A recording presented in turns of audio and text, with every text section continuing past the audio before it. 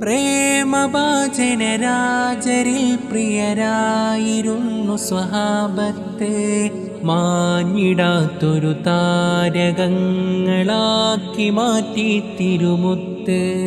ഉടലും ഉയിരും ഉള്ളൊരു മുതലും ആ തിരുമുന്നിൽ സമർപ്പിച്ചു. ഖിബ്ല ഹബീബാണെന്നൊരു പാഠം നമ്മെ അവര് പഠിപ്പിച്ചു.